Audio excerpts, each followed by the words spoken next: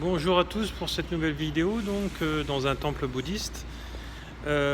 Pourquoi ai-je besoin de toujours porter des tenues vestimentaires de marque, etc.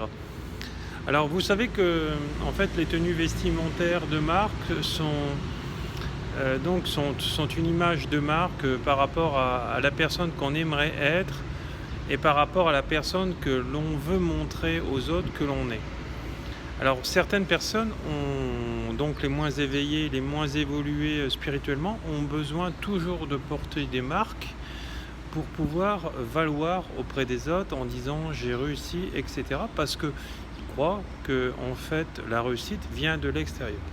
Sauf que vous savez tous, bien sûr, que la réussite vient que de l'intérieur. Et on réussira son extérieur quand on aura réussi son extérieur. Alors souvent les gens riches ou les personnes qui réussissent dans la vie dans le domaine professionnel, qui n'est pas souvent le cas de toutes les autres facettes de leurs âmes, parce qu'ils ont forcément des non-réussites dans certains domaines, ils sont en fait liés à leurs blessures. Alors on le voit beaucoup avec les supporters qui ont besoin d'avoir tel maillot, le maillot de leur équipe de foot ou leur survêtement, que ça coûte des fortunes, etc. Parce qu'ils ont besoin d'une représentation, d'une identification par rapport à une image. On le voit avec les gens qui suivent le foot, le rugby ou d'autres sports. Ils ont besoin d'avoir la marque parce que la marque a réussi à vendre et être riche. Et donc forcément en portant celui-ci, ils envoient pour eux inconsciemment une image de réussite avec leur marque. Sauf que ce qu'ils veulent rejeter, disons ce qu'ils veulent paraître à l'autre, c'est en fait tout l'inverse de ce qu'ils ont. En fait, parce que tous ces gens-là qui veulent, pour la plupart, moi je dirais à 80-90%, ce sont des gens qui vivent dans un échec absolu par rapport au gain d'argent et à une richesse intérieure. Alors, on le voit aussi, ils sont beaucoup enfants. En fait, c'est des enfants, ils ont besoin d'acheter la belle paire de chaussures, la dernière paire de chaussures, le dernier ordinateur. Voilà, c'est que du faire-valoir. Quand ils ont des enfants, ces personnes-là, souvent, ce sont en fait des grands enfants qui veulent toujours avoir raison. L'enfant intérieur, la personne qui sera mature, ne voudra jamais avoir raison avec son enfant, c'est-à-dire qu'elle va lui inculquer une forme de sagesse, de compréhension, etc. Et si elle n'est pas capable de le comprendre par elle-même, elle va lâcher prise de suite.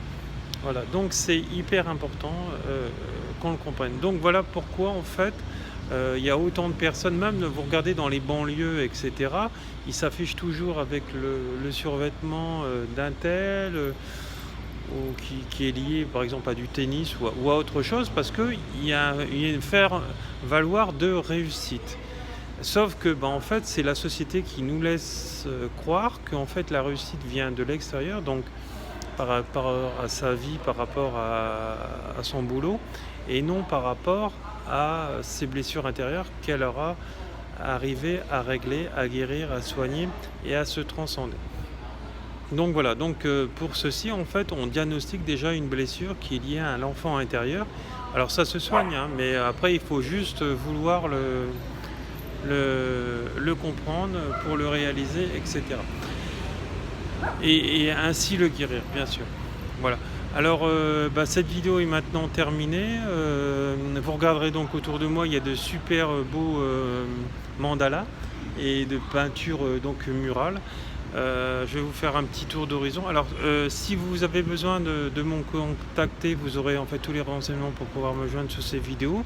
Alors, si vous ne voulez pas, en fait, ou si vous voulez plutôt guérir vos blessures, il n'y a qu'un travail intérieur. Alors, si vous voulez que je vous aiderai avec mes psychothérapies, aussi bien à mon cabinet qu'à distance. Ça marche très bien. Vous retrouverez en fait toutes ces choses-là sur mon site internet, les témoignages des gens, etc. ou en dessous de mes vidéos YouTube. Et je me ferai un plaisir de vous aider.